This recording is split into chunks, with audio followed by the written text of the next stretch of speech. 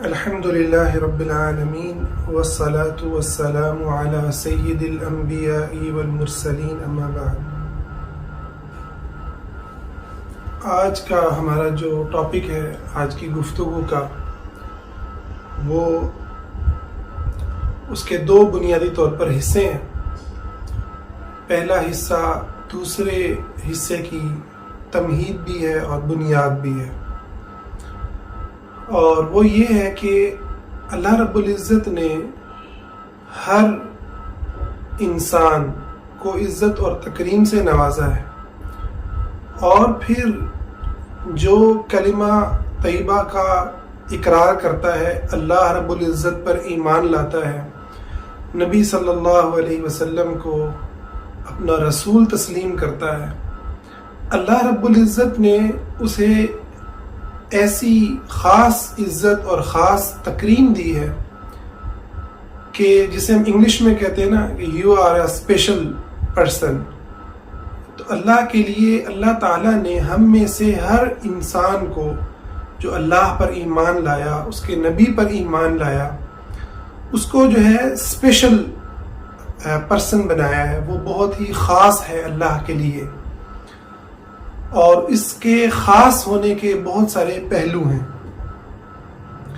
ایک پہلو تو وہ ہے جو ہمارا ایمان ہے کہ دنیا سے جانے کے بعد پھر اللہ تعالیٰ کی جنتیں وہ اہل ایمان کے لیے لکھ دی گئی ہیں۔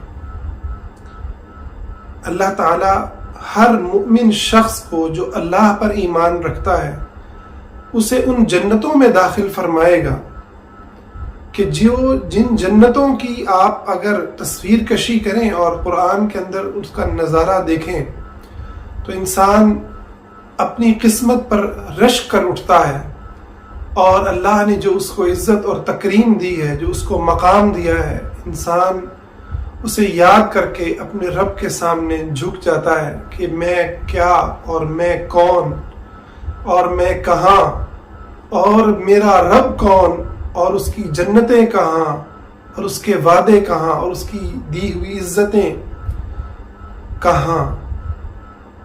جنات تجری من تحتها الانہار، ایسی جنتیں کہ جن کے نیچے نہریں بہتی ہیں، ایسی جنتیں جنات الخلد جو ہمیشہ کی جنتیں ہیں، ایسے باغات کہ جن کے حسن کو، جن کے جمال کو، جن کے دوام کو، جن میں ہمیشہ رہنے کو کبھی زوال نہیں آئے گا۔ حسن ہے کہ بڑھتا چلا جائے گا، نعمتیں ہیں کہ بڑھتی چلی جائیں گی، اکرام ہے کہ اس میں اضافہ ہوتا چلا جائے گا، اور وہ جنتیں جو نہ ختم ہونے والی جنتیں ہیں، نہ وہ جنت کبھی ختم ہوگی، نہ اس جنت کی زندگی کبھی ختم ہوگی۔ سبحان اللہ! اور وہ کیسی جنت ہے؟ وہ جنت ایسی ہے کہ اللہ تعالیٰ نے اس کے مختلف انداز میں جو مناظر کو بیان فرمایا کہ جنات تجری من تحتها الانہار، اس کے نیچے نہریں بہتی ہیں، اور نہریں بھی کیسی نہریں ہیں؟ دودھ کی نہریں، شہد کی نہریں، شراب کی نہریں، انہار من عسل مصفا، پاکیزہ اور خالص شہد کی نہریں، اور ایسا دودھ اور ایسا ذائقہ اور ایسا اس کی سفیدی کہ اس کے حسن و جمال کا کیا کہنا۔ ایسی جنتیں ہیں کہ لہم فیہا ما یشاؤون، جو چاہو گے اس میں ملے گا۔ یعنی آپ ذرا اس کو کنیکٹ کریں اپنے ساتھ، وہ یعنی میں اور آپ، ہم میں سے اکثریت تو وہ ہے نا جو مڈل کلاس غریب گھرانوں کے اندر پیدا ہوئی، اور کوئی امیر بھی ہو جائے تو اتنا امیر تو ہو سکتا ہے کہ وہ اس کو کوئی کہے کہ جی اتنا کوئی امیر ہے کوئی دنیا کے اندر، وہ چند لوگ ہوں گے جو بہت امیر ہوں، سونے کا چمچہ لے کے پیدا ہوئے۔ میں آپ اور اپنے بارے میں ذرا سوچیں، میں اور آپ کون ہیں؟ جنت کے مکین ہیں، جنت کے باسی ہیں، جنت کے رہنے والے ہیں، خدا کی جنتوں کے وارث ہیں. اللہ تعالی ہمیں اپنی جنت سے کبھی محروم نہ فرمائے. تو میں اور آپ کہاں پیدا ہوتے ہیں؟ کس پانی سے یہ انسان وجود پاتا ہے؟ کس تکلیف سے اس دنیا کے اندر وہ جیتا ہے؟ بیماریوں کا مقابلہ کرتا ہے، دکھوں کا مقابلہ کرتا ہے، غربت کو دیکھتا ہے، پریشانیوں اور غموں کے اندر اپنے دن گزارتا ہے، دردوں اور آہوں میں اپنی زندگی گزارتا ہے. خوشیاں بھی اس کو ملتی ہیں، مگر ساتھ میں یہ سارے غم دکھ. کبھی دیہاتوں میں، گلیوں میں، آپ ذرا تصور کریں کہ ہم کن علاقوں میں رہتے ہیں، کن گھروں میں رہتے ہیں. باغ والا گھر تو شاید اس دور میں وہ چند ہی لوگ ہوں گے جن کے کوئی نصیب میں ہو. اور عام طور پر جو لوگ خود محنت کر کے وہاں پہنچتے ہیں، بہت اچھے سٹیٹس پر آتے ہیں، وہ عموماً 40+ 50 کے اندر جب داخل ہوتے ہیں تب جا کے ان کو کوئی اپنا گھر، کوئی اپنا 5 مرلے کا گھر ملتا ہے. اور وہ بھی کم لوگ ہوتے ہیں، وہ بھی کم لوگ ہیں جنہیں 5 مرلے کا گھر ملے. اور باغ والا گھر تو شاید ہی کسی کو ملے، شاید ہی ایک خاص کمیونٹی ہے جس کے پاس اس طرح کی نعمت ہوگی. تو وہ جنت کے جس کے اندر سب سے جو آخری جنتی داخل ہوگا نا، جو جہنم سے نکلے گا کہ گناہوں کی وجہ سے جہنم میں گرا دیا گیا، سب سے آخر میں داخل ہوگا. اس کو اس دنیا سے کئی گناہ زیادہ بڑی اس کو مملکت دی جائے گی، اس کی بادشاہت ہوگی. اور وہ حدیث جب بھی میں پڑھتا ہوں میں بڑا رشک کرتا ہوں اور اللہ کا شکر ادا کرتا ہوں. اللہ نے مجھے اور آپ کو ایمان کی دولت دے کے کتنا خاص بنایا، کتنا اسپیشل بنایا، کتنی عزت سے نوازا. وہ آخری شخص جب داخل ہوگا کہے گا یا اللہ اب تو جنت بھر گئی، جنت میں تو سب چلے گئے. تو اللہ تعالیٰ فرمائے گا کیا تو اس بات پر راضی ہوتا ہے کہ تجھے اس دنیا کے کسی بڑے بادشاہ کی سلطنت جیسی کئی گناہ، حدیث کے مختلف الفاظ ہیں، کئی گناہ بڑی تجھے مملکت دے دی جائے؟ وہ کہے گا کہ اللہ تو میرے سے مذاق کرتا ہے. اللہ اکبر. نبی کریم صلی اللہ علیہ وسلم یہ ذکر کر کے ہنس پڑے. فرمایا کہ اللہ رب العزت جو ہے وہ فرمائے گا نہیں ہے بندے، میں تیرے ساتھ مذاق نہیں کرتا. پھر اللہ تعالیٰ اس سے اس کی تمنائیں پوچھے گا، مانگ کیا مانگتا ہے. ذرا ہم تو اللہ سے یہ دعا کرتے ہیں اللہ تعالیٰ ہمیں جہنم کے مس سے بھی، جہنم میں ایک غوطے سے بھی اللہ محفوظ فرمائے اور ہمیں ڈائریکٹ اپنی جنتوں میں داخل فرمائے. اور جنت بھی ہم اللہ سے مانگتے ہیں تو جنت الفردوس مانگتے ہیں. لیکن آپ تصور کریں کہ وہ آخری جنتی جو جہنم سے نکلا اور اب جنت میں داخل ہوا، تو اللہ تعالیٰ اس کو کیا فرماتے ہیں؟ اس کو کہیں گے کہ مانگ کیا مانگتا ہے؟ وہ اپنی ساری مانگے مانگے گا، مجھے یہ چاہیے، مجھے یہ چاہیے. اللہ تعالیٰ اس کو عطا کرتے جائیں گے.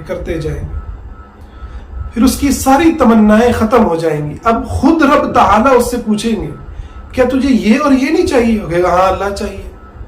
اللہ اکبر.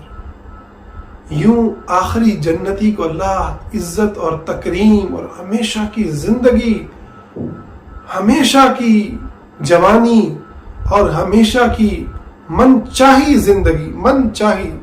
ایک شخص نے پوچھا وہاں کھیتی ہوگی؟ فرمایا ہاں کھیتی ہوگی، تم بیج بو گے، تمہارے سامنے وہ یکا یک پکے گی اور تیار، اور کٹ کے اس کے دانے الگ وہ تمہارے لیے تیار ہوگی.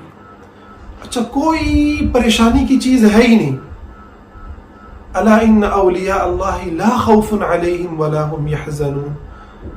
جنت میں ان پہ کوئی غم اور کوئی خوف نہیں. یہاں سے نکال دیے جائیں گے، بوڑھے ہو جائیں گے، بیماریاں لگ جائیں گی، زیادہ کھائیں گے تو بیماری لگ جائے گی. یہاں آپ کسی چیز کو کتنا کھا لیں گے، کسی چیز کو کتنا انجوائے کر لیں، تو وہاں آپ جتنا بھی کھائیں گے، جتنا بھی پیئیں گے، جتنا چاہیں گے کھاتے پیتے، زندگی کی ہر خواہش کو پورا کرتے پھریں گے. کیا مرد کیا عورت، ہر ایک کی اللہ تعالیٰ خواہش کو پورا فرمائے گا. تو یہ اتنا اللہ تعالیٰ نے ہمیں اسپیشل بنایا. یہ جو اسپیشلٹی کا احساس ہے، یقین مانیں یہ انسان کو اللہ کے قریب کرنے والی چیز ہے. یہ انسان کو ظلم اور ذلت کے سامنے اس کو روک دینے والی چیز ہے کہ نہیں، میں اللہ رب العزت نے مجھے جو مقام اور درجہ دیا ہے وہ بہت بڑا ہے. اگر انسان کسی چیز پر صبر کرتا ہے تو وہ صبر ذلت آمیز صبر نہیں ہوتا جب انسان اپنے آپ کو اسپیشل محسوس کرتا ہے. اب آئے ہم اپنی بات کرتے ہیں. اس دنیا میں بھی اللہ تعالیٰ نے مجھے اور آپ کو، ہم گناہ گاروں کو کتنا خاص بنایا.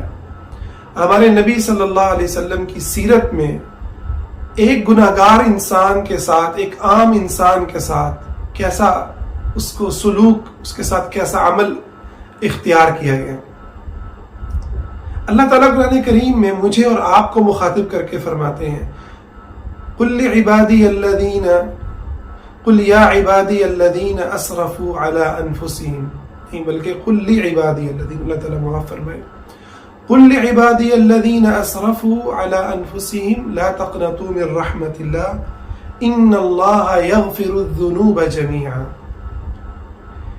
آپ کہہ دو میرے ان بندوں کو کہ جو اپنی جانوں پہ ظلم کر بیٹھے ہیں. کیا ظلم؟ یعنی گناہوں میں ڈوبے ہوئے ہیں، گناہوں کا ارتکاب کر لیتے ہیں. لا تقنطوا من رحمت اللہ، تم اللہ کی رحمت سے نا امید نہ ہو.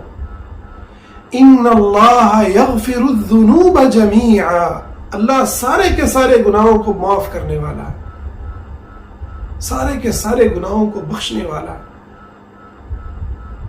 ما یفعل اللہ بعذابکم، اے میرے بندو تمہیں تمہارا رب عذاب دے کر کیا کرے گا؟ ان شکرتم وآمنتم، اگر تم شکر گزار بن جاؤ، ایمان لے آؤ. وکان اللہ شاکرا علیما، اللہ تعالیٰ تو خود شکر کرنے والوں کی قدردانی کرتا ہے اور وہ جانتا ہے. یا ایھا الانسان، اے انسان، یہ اللہ کا ایسا پیغام ہے جو گناہ میں ڈوبے انسان کو، حتیٰ کہ کفر کے اندر ڈوبے انسان کو خدا کی طرف کھینچ کے لے آتا ہے. یا ایھا الانسان ما غرک بربک الکریم، تجھے تیرے کریم رب سے کس نے غافل کر دیا؟ اور آگے دیکھیں کتنی خوبصورت آیات ہیں ان آیات کے اندر. الم نجعل له عینین ولسانا وشفتین، زبان نہیں دی، دو ہونٹ نہیں دیے، آنکھیں نہیں دی. اللہ نے تجھے پورا وجود دیا، اللہ نے تجھے تخلیق کیا، اللہ نے تجھے اس زمین پر اتارا، تیرے لیے رزق کا بندوبست کیا. یہ نکلتا سورج، ڈوبتا سورج تیرے لیے ہی تو نکلتا ہے. یہ چاند تارے، ان کا چمکنا، اے حضرت انسان تیرے لیے ہی تو ہے. پھر تو اپنے رب سے غافل ہو، پھر تو اپنے رب سے کا ناشکرا ہو، پھر اپنے رب سے مایوس ہو. کتنی بری بات ہے، کتنی بری بات ہے. تو اللہ رب العزت گناہ گار انسان کو بھی اپنے قریب کرتے ہیں اور اس کو بتاتے ہیں کہ گناہوں پر ایسا نہ گھبرانا کہ کہیں میرے سے مایوس ہو جاؤ. اسی لیے فرمایا نبی کریم صلی اللہ علیہ وسلم نے. دیکھیں یہ مجھے اور آپ کو اسپیشل ہونے کا جو احساس نبی علیہ السلام اللہ تعالیٰ دے رہا ہے، اس کو آپ تصور ذرا کریں. اور یہ تصور ہمیں خدا کے سامنے کیسے گرا دیتا ہے، جھکا دیتا ہے، اور ہم رو جاتے ہیں کہ اے خدا، کہاں تیرا کرم، کہاں تیری عطا، اور کہاں میرا ظلم، اور کہاں میری جفا، کہاں تیری بخشش، اور کہاں میری بدگمانیاں. نبی کریم صلی اللہ علیہ وسلم نے فرمایا کہ اللہ تعالیٰ فرماتا ہے، حدیث قدسی ہے کہ آدم کا جو بیٹا ہے یہ جب کوئی گناہ کرتا ہے اور اس کے بعد کہتا ہے رب اغفر لی، اے اللہ مجھے معاف کر دے، تو اللہ کیا فرماتا ہے؟ ذرا آپ محسوس کریں کیوں اللہ تعالیٰ جو ہے وہ ہمیں خاص ہونے کا احساس دے رہا ہے۔ اس حدیث میں اس کا جواب ہے، کیوں اللہ اتنا پیار کرتا ہے۔ اللہ تعالیٰ کو ہم سے چاہیے کیا؟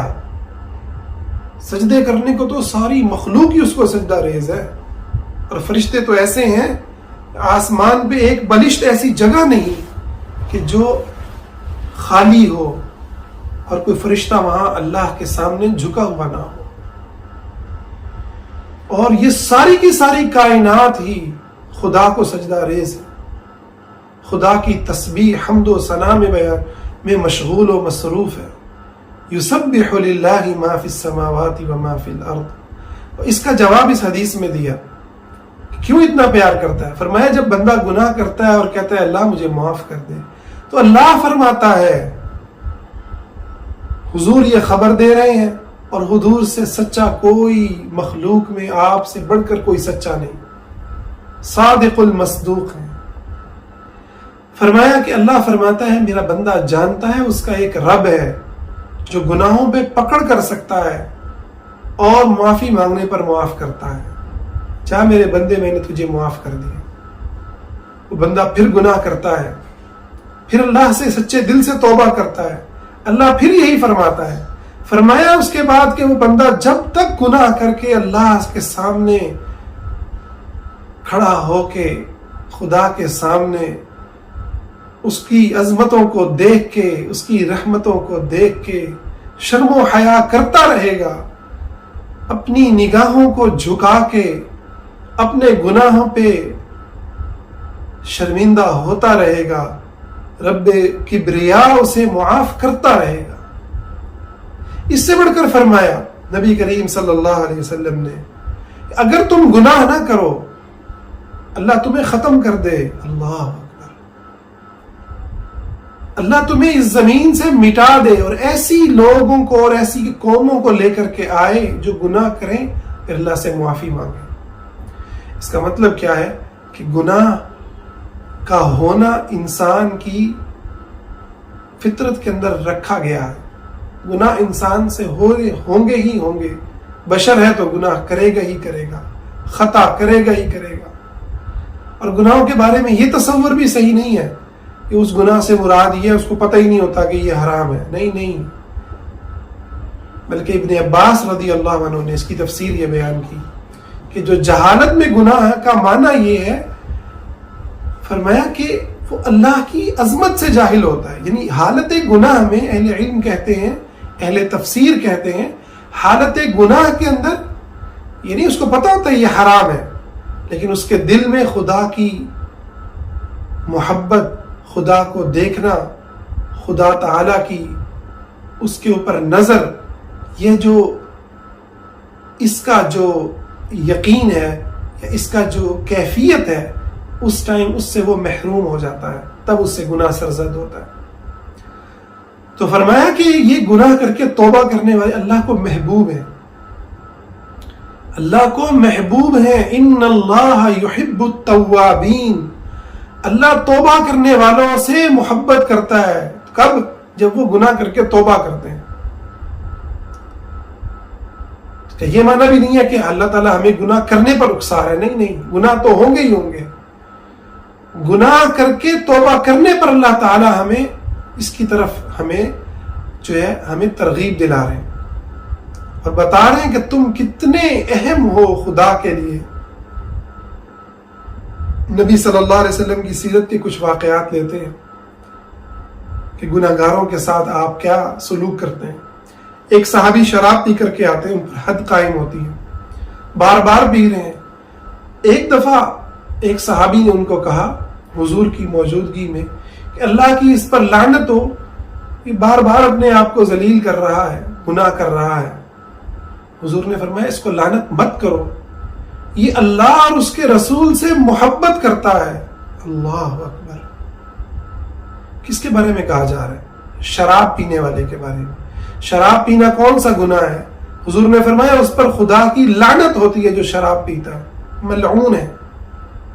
اتنا بڑا جرم ہے کہ اس پر لعنت ہے. لیکن یہ گناہگار جو ہے، یہ جو شراب پی کر کے اس پر جب کسی نے لعنت کی تو فرمایا نہ لعنت نہ کرنا، یہ اللہ رسول سے محبت کرتا ہے. یہ جو شراب کو حرام سمجھنے والا ہے، یہ جو کہتا ہے کہ میں گناہگار ہوں، یہ جو خدا کے ساتھ بات کرتا ہے تو اس کی آنکھوں سے آنسو جاری ہو جاتے ہیں. یہ جب اپنی زندگی پہ غور کرتا ہے تو خدا کے سوا کوئی سہارا نہیں پاتا کہ مولا تو نے نہ بخشا، تو نے معاف نہ کیا تو مجھے کوئی بچانے والا نہیں، میری نجات کا کوئی راستہ نہیں. تو ہی میرا سہارا، تو ہی مشکل کشا، تو ہی حاجت روا، تو ہی میرا دستگیر. تیرے سامنے جھولی پھیلاتا ہوں، تیرے ہی دروازے کو کھٹکھٹاتا ہوں، تیرے در پہ اپنے ماتھے کو زمین پر لگاتا ہوں. تو ہی میرا اول آخر. اللہ ایسے بندے سے محبت کرتا ہے.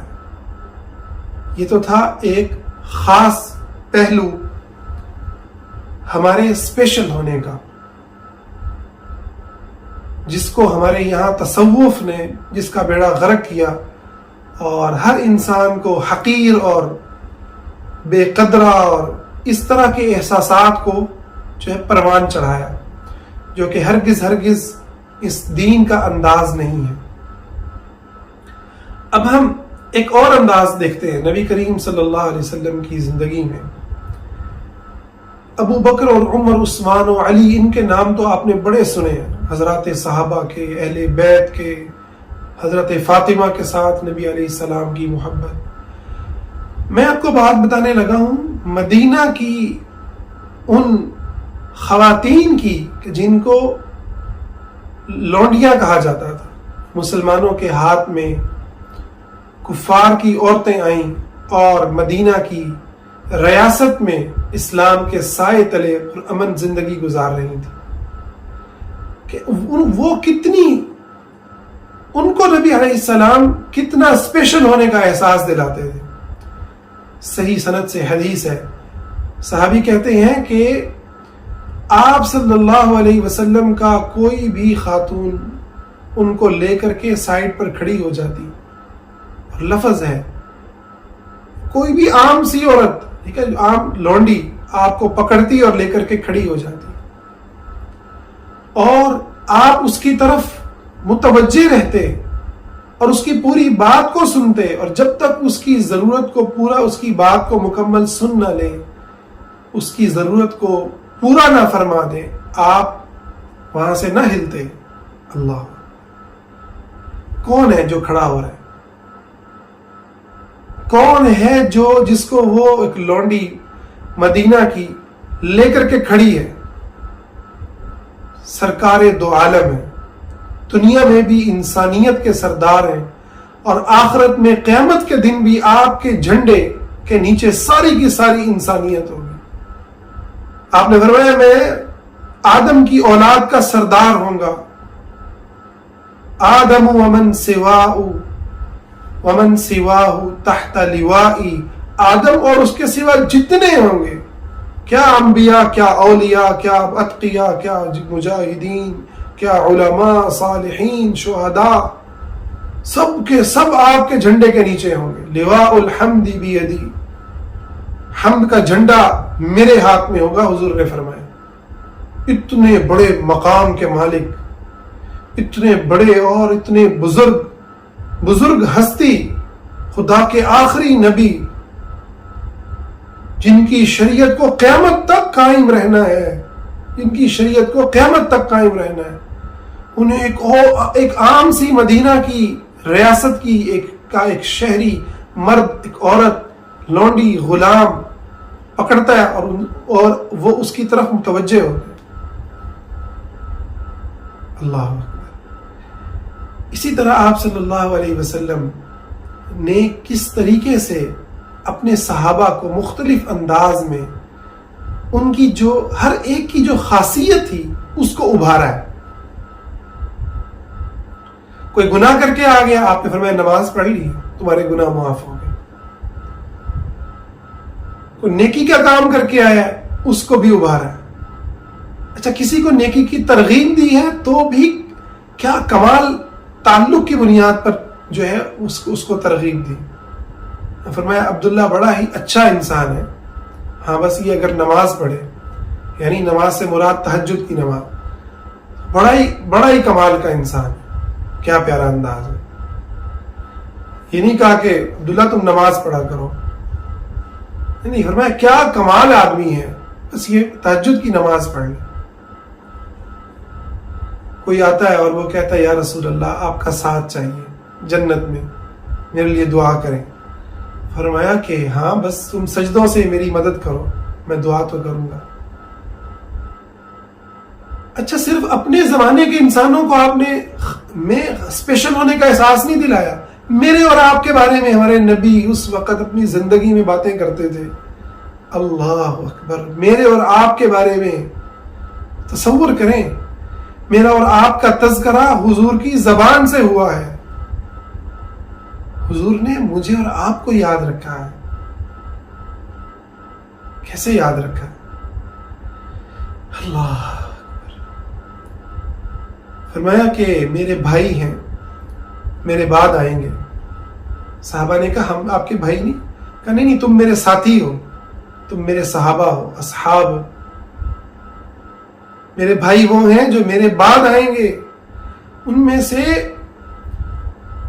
ہر شخص یہ چاہے گا اس کا مال، اس کے ماں باپ سب کچھ قربان ہو جائیں، بس اسے حضور کا دیدار ہو جائے، حضور سے ملنے کی اس میں اتنی چاہت ہوگی کہ اپنا سب کچھ لٹانے کو تیار ہوگا۔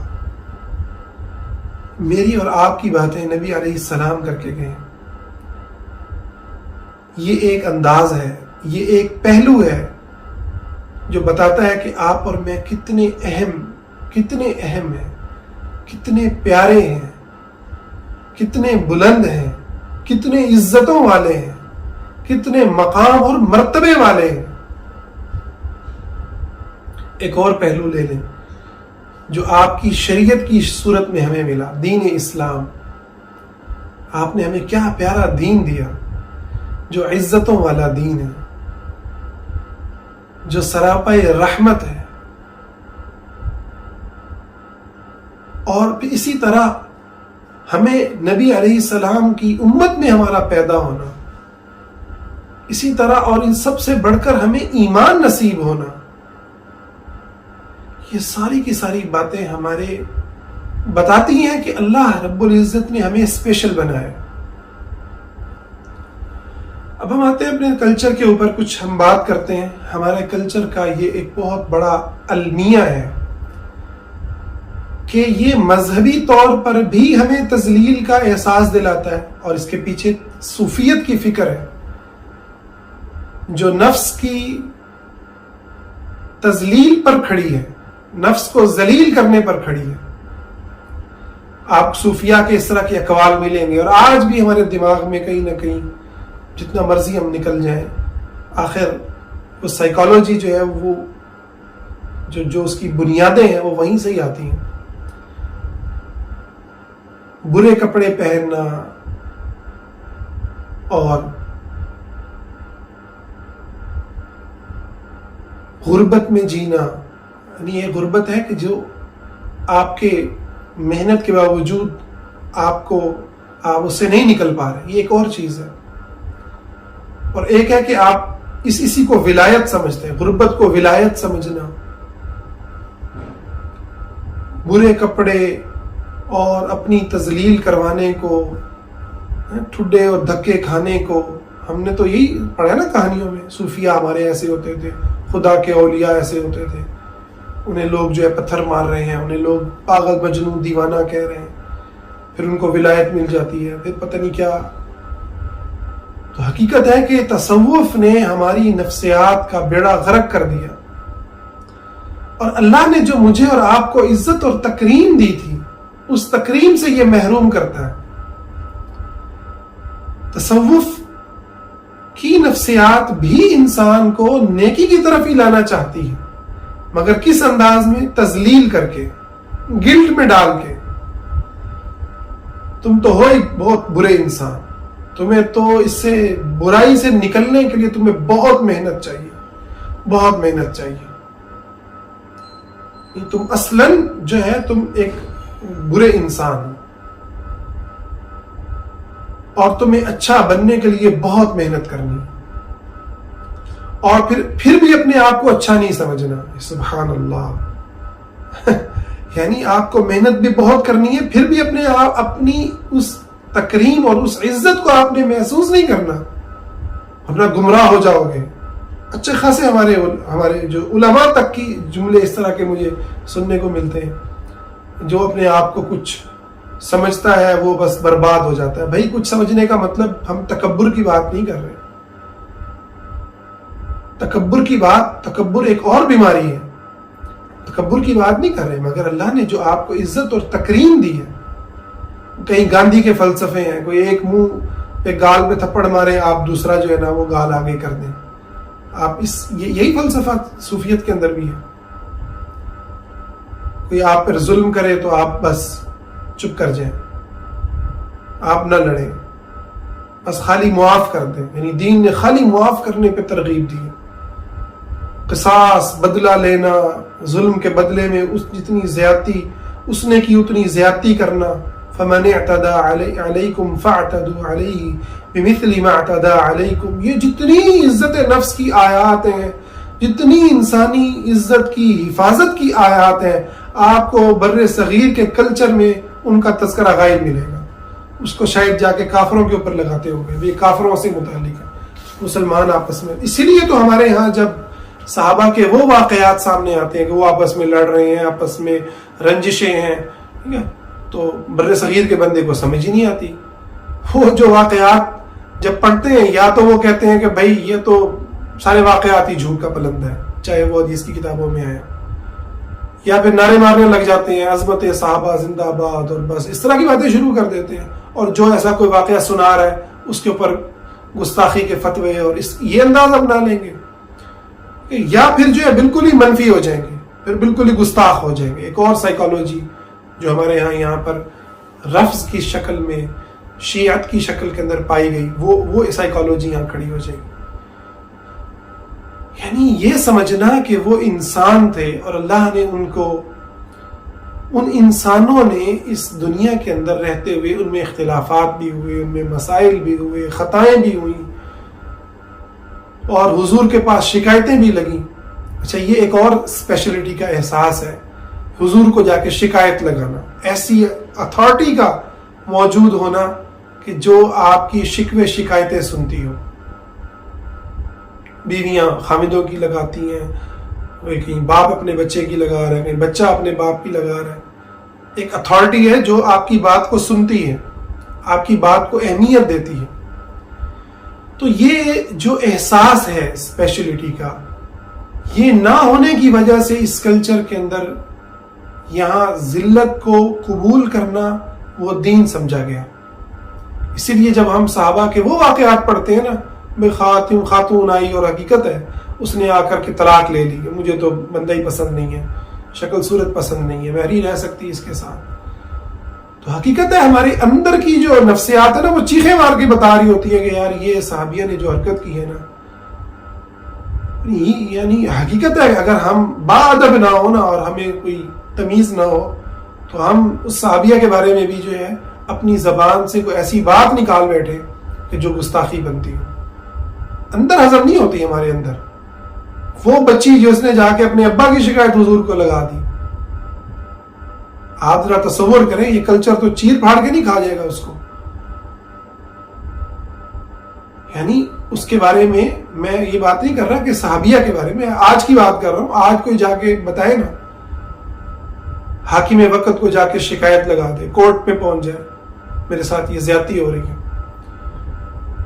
آپ کو کوئی عالم ملے گا جو کہے گا کہ ہاں یہ بچی کے ساتھ جو زیادتی ہے، بچی کا حق ہے، کورٹ میں جا سکتی ہے، وقت کے حاکم کو وہ انوالو کر سکتی ہے؟ کیونکہ حضور کے زمانے میں تو حضور حاکم تھے تو خواتین انوالو کرتی تھی، یہ اور بات ہے کہ وہاں اسلام کا نظام تھا اور آج جو ہے وہ غیر اسلامی نظام ہمیں بربادی کا ہماری ذریعہ بنے ہوئے ہیں. لیکن یہ حقیقت ہے کہ سسٹم کا تحفظ دینا یہ حضور کے زمانے میں بھی تھا اور یہ آج بھی مطلوب ہے. سسٹم حفاظت کرے بچیوں کی، بچوں کی، بڑوں کی، چھوٹوں کی، ریاست حفاظت کرے، یہ اس وقت اس کی ذمہ داری ہے. تو مقصد کہنے کا یہ ہے کہ یہ جو آج کی جو سائیکالوجی ہے جس میں طلاق لینا ایک بہت بڑا جو ہے وہ مصیبت ہے، ٹھیک ہے، گھٹ گھٹ کے آپ جی لیں مگر الگ نہ ہوں، وہ یہ ساری سائیکالوجی یعنی کسی بھی پہلو سے آپ دیکھ لیں، اپنے حق کو جو ہے وہ نہ لے پانا، ظلم کو نہ روک پانا، بے عزتی کرنے والے کی زبان کو لگام نہ دے پانا، تان و تشنیع کرنے والے کے تیروں کو کے لیے اویلیبل نہ ہونا، یعنی یہ بھی ہمارے ہاں نا سبحان اللہ یعنی ایک تو یہ کہ آپ روک دیں بھائی نہیں میں آپ کی نہیں سن سکتا، میں آپ کی زیادتی کو برداشت نہیں کروں گا، یہ آپ غلط بات کر رہے ہیں. اس سے بڑھ کر اگر آپ صرف ان اویلیبل ہو جائیں، کوئی آپ پر باتیں کر رہا ہے، کوئی آپ کے اوپر تان و تشنیع کے جو ہے وہ تیر چلا رہا ہے، تان کر رہا ہے آپ کے اوپر، اور آپ کی شکل و صورت پہ تبصرے ہو رہے ہیں، آپ کے اماں ابا کی جو ہے وہ برائیاں ہو رہی ہیں، آپ کے خاندان کی برائیاں ہو رہی ہیں، اور آپ اس مجلس سے اٹھ کے چلے جائیں تو یہ بھی اس کلچر کے اندر گستاخی ہے. نہ آپ اویلیبل رہیں، آپ کو زخمی کیا جائے آپ موجود رہیں، آپ میں اتنی ہمت آپ اٹھ کے چلے جائیں. اس کا مطلب ہے کوئی خرابی ہے ان بچوں میں، نا کوئی خرابی ہے، ان بہو میں کوئی خرابی ہے، اس لڑکے میں کوئی خرابی ہے، لڑکی میں کوئی خرابی ہے. یہ اویلیبل کیوں نہیں ہے؟ یہ جو ہے وہ صحیح راستے کے اوپر نہیں ہے، اس کو صحیح کرنا ضروری ہے. تو الغرض یہ ایک بہت بڑا المیہ ہے. تو اسلام ہمیں اسپیشل ہونے کا احساس دلاتا ہے کہ ہم خاص ہیں، کہ ہم خدا کے بندے ہیں. کیوں خاص ہیں؟ کہ ہمیں خدا نے پیدا کیا ہے، ہم ایک اللہ کی بندگی کرنے والے ہیں. ہماری عزت، ہماری ذلت اللہ کے ہاتھ میں ہے، ہمارا رزق اللہ کے ہاتھ میں ہے، زندگی موت کا وہ اکیلا مالک ہے، اور ہم اسی کی طرف لوٹ کر جانے والے ہیں. وہی ہمارا وارث ہے، وہی ہمارا وارث ہے، اسی کی طرف لوٹ کر جانے والے ہیں. انا للہ و انا الیہ راجعون. ہم اللہ ہی کے ہیں اور اللہ ہی کی طرف لوٹ کر کے جانے والے ہیں. تو جب یہ انسان تصور کے ساتھ جیتا ہے تو وہ پھر ذلت کو برداشت نہیں کرتا، سہتا نہیں ہے. یہ ایک بنیادی سی بات تھی جو میں آج کی اس مجلس میں رکھنا چاہ رہا تھا. اچھا، اس کے بعد میں اگلی بات جس کو ہم نے وعدہ کیا تھا کہ ہم ڈسکس کریں گے، اور وہ یہ ہے کہ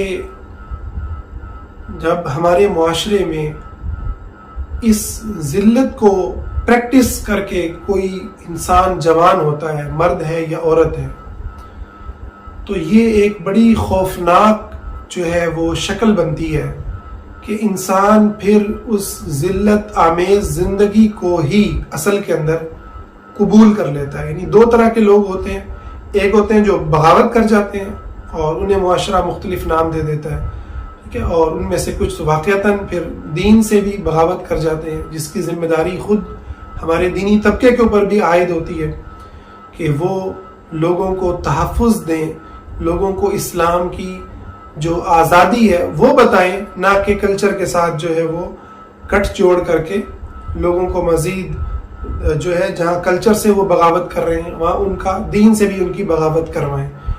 تو بہرحال ایک طبقہ وہ ہے جو بغاوت میں چلا جاتا ہے، اور بڑی تعداد وہ ہے جو اسی ذلت آمیز زندگی کو ہی دین کا تقاضا بھی سمجھ لیتی ہے اور اسی کو ہی زندگی سمجھتی ہے کہ یہی ہاں عورت پیدا ہو گئی ہے اس لیے روتے ہیں نا ہمارے یہاں. کیوں روتے ہیں آپ کو پتہ ہے؟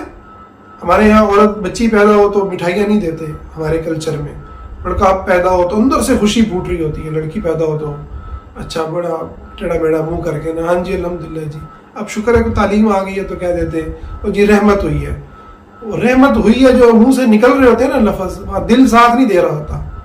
اور میں کوئی اس سے اپنے آپ کو مبرہ نہیں کر رہا، یعنی اس کے اثرات میرے اوپر بھی ہو سکتے ہیں کیونکہ ہم اس کلچر کا حصہ ہیں، اس کلچر میں ہم جی رہے ہیں، اس گندے کلچر کا حصہ ہے جس نے ہمیں یہ سائیکالوجی دی ہے. اس سائیکالوجی سے نکلنے کے لیے ایک جنگ چاہیے، ٹھیک ہے، ایک سیکھنے کا بڑا عمل چاہیے، محنت چاہیے. وجہ کیا ہوتی ہے بچی کے پیدا ہونے میں؟ کیونکہ بچی کے پیدا ہونے پر پھر ہمیں پتہ ہوتا ہے کہ اب اس کو سہنا ہوگا. بچی ہے تو سہنا ہوگا. بچی کا تو کوئی در نہیں ہوتا، یا اس کا میکا ہوتا ہے یا سسرال ہوتا ہے، اس کا اپنا گھر تو ہوتا نہیں ہے. وہ اپنی ماں باپ کے گھر میں بھی رہتی ہے تو پرائے اس کو یہ سننے کو جو ہے نا، وہ جو ہی اس کی شعور کی سطح بلند ہوتی ہے، اماں اس کو بتانا شروع کرتی ہے بیٹا روٹیاں پکایا کر، سالن پکایا کر، اگلے گھر جائے گی تو کیا بنے گا. اگلا گھر ماں کا جو ہے نا وہ پہلے دن سے ہی اس کے لیے ٹیکا دماغ میں لگنا شروع ہو جاتا ہے. اور بیٹا منہ پہ کچھ لگا لیا کر، اگلے گھر جائے گی تو کیا ہوگا، رشتے تیرے آئیں گے تو کیا ہوگا. جہیز کی فکر میں ایک پیٹی بڑی ساری رکھ دیتے ہیں، وہ اس کی قبر تیار ہو رہی ہوتی ہے، اس کے اندر وہ ماں اس کے جوڑ جوڑ جوڑ جوڑ، کیونکہ جس کے گھر جانا ہے نا وہ وہاں پر وہ سامان سمیت لیتے ہیں نا، وہ یہاں پر خریداری ہوتی ہے. اللہ تعالیٰ رحم فرمائے. تو اس بچی کو یعنی اچھا بچپنے سے ہی اس مقصد کے لیے اس کو بچپنے سے ہی کہ اس نے اگلے گھر جانا ہے، اس کو بتایا جاتا ہے اپنے بھائی کی غلامی کر. بھائی کو اہمیت دے رہے ہیں اس کے اوپر. بھائی ہے تو بھائی نے زیادتی کی تو اس کو ڈانٹنی پڑے گی، بھائی کو زیادہ کھانے کو ملے گا، چیز ہی اس کو زیادہ ملے گی، توجہ زیادہ ملے گی، پیار زیادہ ملے گا، اس کی باتیں زیادہ ہوں گی، ٹھیک ہے، وہ زیادہ ہائی لائٹ ہوگا. اور بچیاں جو ہیں وہ کونے خدرے میں. اور پھر رنگوں کے اوپر پورا فلسفہ ہے، ٹھیک ہے نا. گورے رنگ والے کی زیادہ جو ہے نا وہ عزت، کالے رنگ والے کو ذرا جو ہے اگنورینس ملے گی. یعنی اتنی تکلیف دہ حالات ہیں کہ اگر آپ بچی پیدا ہو گئی ہیں نا، یعنی اگر آپ لڑکی آ گئی معاشرے میں تو اس کا مطلب ہے آپ کو اب سہنا ہے اور اس کو قبول کر لیا جاتا ہے. اب اس کے نتیجے میں کیا ہوتا ہے، ایک ایسی سائیکالوجی وجود پاتی ہے جو پھر نسل در نسل اس ذلت کے سبق کو آگے چلاتی ہے. اور اس حوالے سے ہم نے بات کی تھی کہ ایسی بچیاں یا ایسے بچے جو اس طرح سے ابیوز ہو کے جوان ہوتے ہیں کہ انہوں نے زندگی میں اماں ابا کو لڑتے دیکھا، انہوں نے زندگی میں پریشانیاں ہی پریشانیاں دیکھی، تو اگر وہ اپنے اوپر انہوں نے کام نہ کیا، اگر انہوں نے اپنے آپ اپنے غموں کو پر مرہم رکھنے پر کام نہیں کیا، انہیں کوئی ایسا مربی نہیں ملا جس نے انہیں ان زخموں کو بھرا ہو، ان کو زندگی کی حقیقت سے روشناس کرایا ہو، ان کے رونے کے لیے انہیں کندھا مہیا کیا ہو، سننے کے لیے کان دیے ہوں، اگر کوئی ایسا مربی، کوئی ایسا مینٹور، کوئی ایسا عالم، کوئی ایسا پیر بزرگ ان کی زندگی میں نہیں آیا، کوئی ایسا بڑا نہیں آیا، ایسا دوست نہیں آیا، تو پھر اس بات کا بہت زیادہ چانس ہے کہ وہ چونکہ اسی کو زندگی سمجھتے ہیں تو وہ اسی طرح کی زندگی اگلے گھر میں جا کر بھی جو ہے وہ اسی طرح کی زندگی ڈیمانڈ کرتے ہیں. اور وہ ڈیمانڈ ضروری نہیں ہے کہ اپنی زبان سے ہو، وہ ڈیمانڈ یہ ہے کہ وہ پریکٹیکلی اسی طرح کے ماحول کو کریٹ کرتے ہیں. جسے مظلوم رہنے کی عادت ہے وہ کسی نہ کسی کو ولن بنا کے ہی رہے گا. مظلوم آپ تبھی بنتے ہیں نا کوئی ولن ہو آپ کی زندگی میں.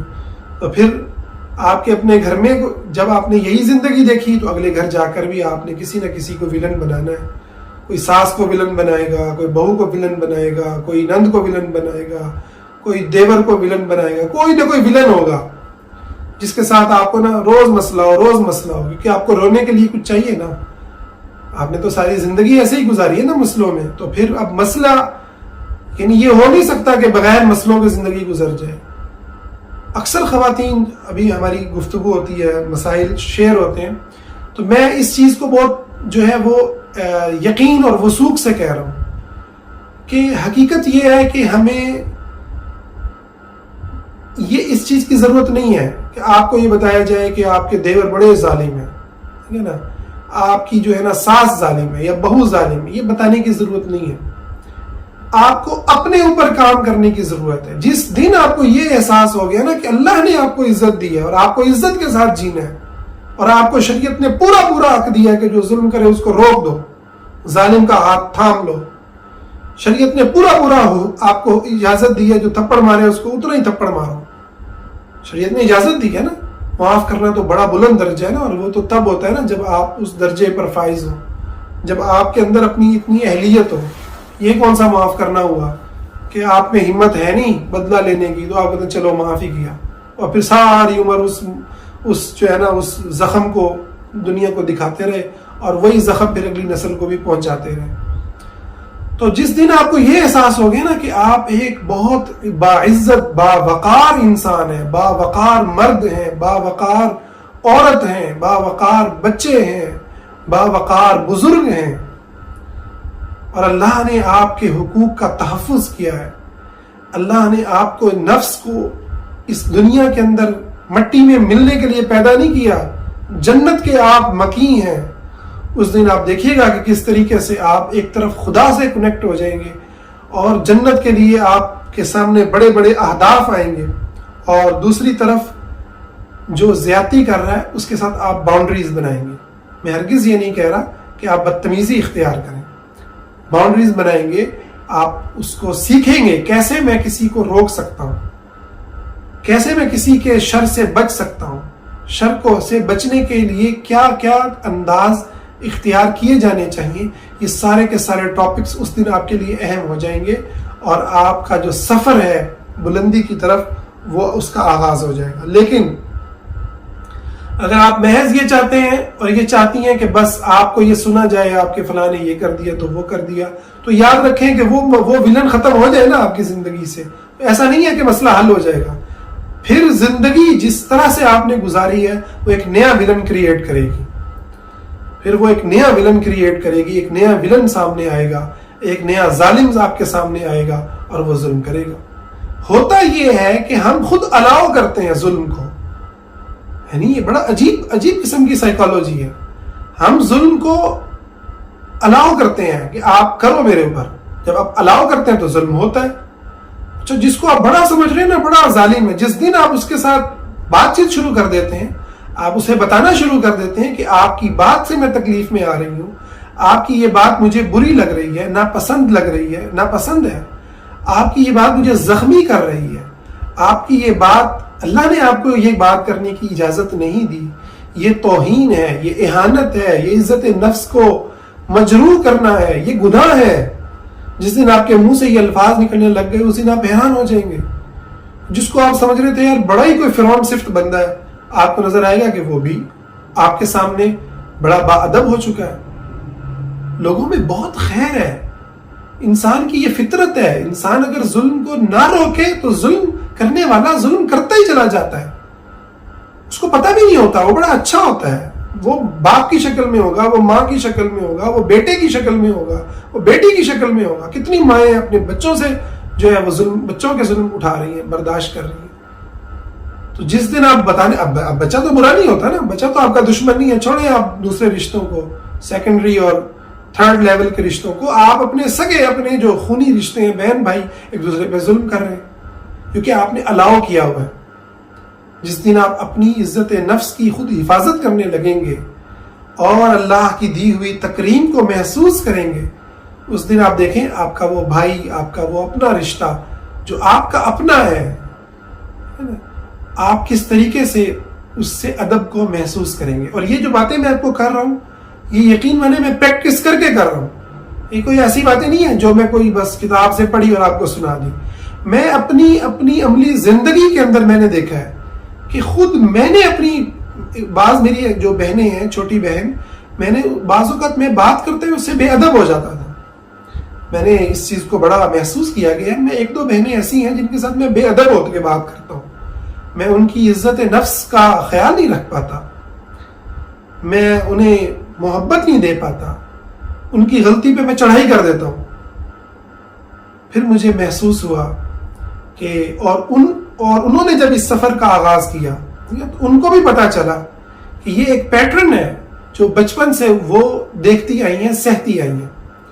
اچھا جب بتاؤں کیا ہوتا ہے، جب آپ اپنی بہن کو اپنے گھر میں کسی بھی اپنے رشتے کو کسی تیسرے بندے سے ذلیل ہوتا دیکھتے ہیں نا اور آپ خاموش ہو جاتے ہیں، تو آپ کا لاشعور جو ہے اس کی بے عزتی کرنے کو صحیح اور درست تسلیم کر لیتا ہے۔ یہ میں دوبارہ دہراتا ہوں جملہ، اس پہ پھر غور کریں۔ جب آپ اپنے بہن بھائیوں میں سے کسی کو، اپنی ماں باپ میں سے کسی کو کسی دوسرے بندے کے ہاتھوں ذلیل ہوتا دیکھتے ہیں، بے عزت ہوتا دیکھتے ہیں، اور آپ ان کو مقابلہ کرنے کی بجائے دیکھتے ہیں کہ وہ اس ذلت کو سامنے جھک گئے ہیں، اس کو قبول کر رہے ہیں، اس کو سہ رہے ہیں، تو آپ کا لاشعور اس ذلت کو درست تسلیم کر لیتا ہے۔ پھر ایک وقت آتا ہے کہ آپ خود بھی وہی رویہ اپنانا شروع کرتے ہیں، آپ خود بھی وہ رویہ اپناتے ہیں۔ جس دن مجھے یہ ریئلائز ہوا، الحمدللہ آج بھی، بلکہ میری بڑی زبردست ایک آڈیو ہے اپنی بہن کے ساتھ، تو میں نے اس کو میسج کیا، تو میں نے اس کو بتایا کہ میرے کوئی اس کی غلطی تھی، تو مجھے نا میرا جو پرانا پیٹرن تھا یعنی برے الفاظ کا، وہ مجھے بار بار آ رہا ہو، تو میں نے اس کو کہا کہ میں بڑے ہی کنٹرول کر کے آپ کو الفاظ بول رہا ہوں، ٹھیک ہے، مجھے احساس ہو رہا ہے کہ میرے اندر یہ جنگ چل رہی ہے کہ وہی جو لفظ میں بولتا ہوں، ٹھیک ہے، جو بے لگام ہو کر آپ سے بات کرتا ہوں، تو وہ لفظ آ رہے ہیں، ایسا نہیں کوئی بہت برے لفظ، لیکن پھر بھی نامناسب لفظ، یعنی کسی کی غلطی ہے تو کیا ہے، غلطی انسانوں سے ہی ہوتی ہے، وہ اچھا اسی غلطی پر میں کسی دوسری بہن سے ہی ایسے بات نہیں کروں گا یا بھائی سے بات ایسے نہیں کروں گا۔ تو میں نے کہا کہ میں اس کو محسوس کر رہا ہوں، الحمدللہ اس پر وہ بڑی خوش ہوئی کہ ہم، شکر ہے کہ ہم ان چیزوں کو آج سمجھنے لگ گئے۔ تو میں ان تجربات سے گزرنے کے بعد آپ کو یہ بات کر رہا ہوں، اور اس بھٹی سے گزرنے کے بعد، اور گزر رہا ہوں، ابھی بھی میں سیکھ رہا ہوں کہ یہ ایک بہت اہم بات ہے کہ آپ اگر ذلت کو سہنے کی زندگی گزار کر جوان ہوئے یا جوانی میں سہ رہے ہیں، کسی بھی زندگی کے موڑ پر آپ برداشت کر رہے ہیں، تو یہ آپ کی زندگی کا چھوٹا واقعہ نہیں ہے۔ اسی لیے اسلام نے ظلم کو حرام قرار دیا ہے، اسی لیے اسلام نے ظلم کو روکنے کے لیے احکامات دیے ہیں، اور صرف مظلوم کو نہیں کہا کہ تم روکو، بلکہ معاشرے کو بھی کہا ہے، لوگوں کو بھی کہا ہے کہ ظالم کا ہاتھ روک دو۔ وہ ظالم کا ہاتھ کسی کا بھی ہو، وہ آپ کے بہن کا ہو، وہ آپ کے بھائی کا ہو، وہ آپ کے خالہ کا ہو، ماموں کا ہو، چچا کا، پھپھو کا، کسی رشتے کا، ماں باپ کا، آپ اس کا ہاتھ روک دو۔ اس کو کہا نہیں، یہ آپ غلط کر رہے ہیں۔ زبان سے، بعض جگہوں پر زبان سے سمجھانا ہوتا ہے، بعض جگہوں پر ہاتھ سے روکنا ہوتا ہے، تو آپ بتا دو نہیں، اس کو قبول نہ کرو، کیونکہ ظلم کو قبول کرنا یہ انسانی نفس کو ذلت کے اس گڑھے میں گراتا ہے کہ پھر وہ انسان بونا انسان بنتا ہے، جو پھر آگے مزید بونے انسان پیدا کرتا ہے اور بونے انسانوں کو ہی قبول کرتا ہے۔ یہ بھی ایک بڑی پریشان کن بات ہے، اسے بڑے انسان قبول ہی نہیں ہوتے۔ تو یہ ایک بڑا ہی ضروری مرحلہ ہے جس کے اوپر کام کرنے کی ضرورت ہے کہ ہم اگر ان تکالیف سے عزت نفس کو مجروح کر کے اگر ہم گزرے ہیں، تو اب ہمیں حل کی طرف جانا ہے۔ اس کا حل کیا ہے کہ ہم ایک تو اپنے آپ کو وہ عزت نفس محسوس کروائیں، ایسے اساتذہ کے ساتھ، ایسے مینٹور کے ساتھ، ایسے دوستوں کے مجلس کے اندر آئیں، جس کے اوپر میں پورا ایک لیکچر دے چکا ہوں پہلے، محفوظ کمیونٹی، محفوظ جو ہے سیف کمیونٹی، اور محفوظ لوگ جو آپ کے ارد گرد ہونے چاہیے، ان کو پیدا کریں، اور اپنے اندر نو کہنے کی، لا کہنے کی ہمت پیدا کریں، غلط کو غلط کہنے کی ہمت پیدا کریں۔ اور یہ کب ہوگا؟ جب آپ اللہ سے جڑیں گے، جب اللہ کی دی ہوئی تکریم کو محسوس کریں گے کہ وہ خدا سب کا ہے، کیا کالا کیا گورا، کیا مرد کیا عورت، سب کا وہ ایک خدا ہے، وہی مشکل کشا ہے، وہی حاجت روا ہے، وہی اول ہے، وہی آخر ہے، وہی سہارا ہے، اسی کے سامنے دعائیں، اسی کے سامنے التجائیں، اسی کی جنت ہے، اسی کی مغفرت، اسی کی رحمت، اسی کی بخششیں، اسی کی عطائیں ہیں۔ وہ فرق نہیں کرتا انسانوں میں، آپ کے ساتھ انسانوں نے ہزار فرق کیے ہو، غریب امیر کا فرق کیا ہو، کالے گورے کا فرق کیا ہو، قوم قبیلے کا فرق کیا ہو، چھوٹے لمبے قد کا فرق کیا ہو، پتلے موٹے کا فرق کیا ہو، جس طرح کا بھی معاشرے نے فرق کیا ہو، یہ سب کے سب جتنے آپ کے پیارے تھے، جتنا خدا کا نام لینے والے تھے، یہ غلط تھے، یہ اس مسئلے میں باطل پر تھے، بالکل باطل پر تھے۔ خدا کوئی فرق نہیں کرتا، ہر ایک کو محبت، ہر ایک کو اسپیشل ہونے کا احساس، نہ اس کے نبی نے فرق کیا، نہ اس کے اسلام نے فرق کیا، سب کے لیے یہ دین یکساں ہے۔ کیا اقبال نے کہا کہ ایک ہی صف میں کھڑے ہو گئے ایاز و محمود، سب کے سب برابر ہیں، انسانوں میں کوئی فرق نہیں۔ یہ ہمارے نبی کے الفاظ ہیں حجۃ الوداع کے موقع پر کہ اجمی اور عربی میں کوئی فرق نہیں، کالے اور گورے میں کوئی فرق نہیں، کلکم بنی آدم، تم سب آدم کی اولاد ہو، سب برابر ہو، سب کے سب برابر ہو۔ تم میں فرق اگر ہے تو تقوی کی بنیاد پر ہے۔ اور یہ بھی سن لیجئے کہ خدا نے جتنے انسانوں کو بنایا ہے سوائے انبیاء کے سب گناہگار ہیں، سوائے انبیاء کے کوئی، انبیاء معصوم ہیں، سوا ان کے کوئی معصوم نہیں، سب سے گناہ ہوئے ہیں، بس بہترین گناہگار ہیں جو توبہ کرنے والے ہیں، توبہ کرنے والے ہیں۔ تو ہم بھی خدا کے ولی بن سکتے ہیں، خدا کے پیارے بن سکتے ہیں اگر توبہ کریں، اللہ کو منائیں، اللہ کے سامنے جھکیں۔ یہ راستہ ہے جو عزت کا راستہ ہے، جو کامیابی کا راستہ ہے، دنیا میں بھی عزت، دنیا میں بھی بلند اہداف کی طرف بڑھنا۔ یہ جب ہم منزل طے کریں گے اور جب اس سے نکلیں گے شکنجے سے، ذلت کے، تو پھر آپ کے سامنے زندگی کے بڑے ہدف آئیں گے۔ پھر دشمن جو ہے وہ یہود بنیں گے، پھر دشمن اہل کفر بنیں گے، پھر دشمن اللہ کے باغی بنیں گے، پھر آپ کا مقصد اسلام کی سربلندی ہوگا۔ لیکن جب تک ہم بونے رہیں گے اور ہم اپنی عزت نفس کو ہی قائم نہیں کر پائیں گے، تب تک ہمارے جھگڑے اور ہمارے مسئلے وہ ہمارے اپنے گھر کے اندر ہی جاری رہیں گے، ہمارے مارکے ہمارے گھروں میں ہی ہوتے رہیں گے۔ فتح و نصرت کی اور جو کامیابی کی خبریں ہیں اور ذلت کی جو بدخبریاں ہیں وہ ہمیں اپنے گھروں سے ہی ملتی رہیں گی۔ تو اس کے لیے ہمیں بڑا ہونا ہے، اس کے لیے ہمیں اللہ رب العزت کی دی ہوئی تکریم کو محسوس کرنا ہے۔ اللہ سے دعا ہے اللہ تعالی ہمیں اس کلچر کے برے اثرات سے محفوظ فرمائے اور ہمیں جنت کا جو اللہ نے وعدہ کیا ہے، اللہ تعالی ہمیں اس لیول کی ہماری نفسیات بنائے، اپنے سے تعلق بنائے، اپنا قرب عطا فرمائے، اور وہ بڑا نفس اور وہ عظیم نفس ہمیں عطا فرمائے جس کی بل بوتے پر ہم خدا کی جنتوں کا سفر کریں اور اس دنیا کے اندر بھی عزت سے جئیں اور آخرت میں بھی عزت پائیں۔ آمین یا رب العالمین۔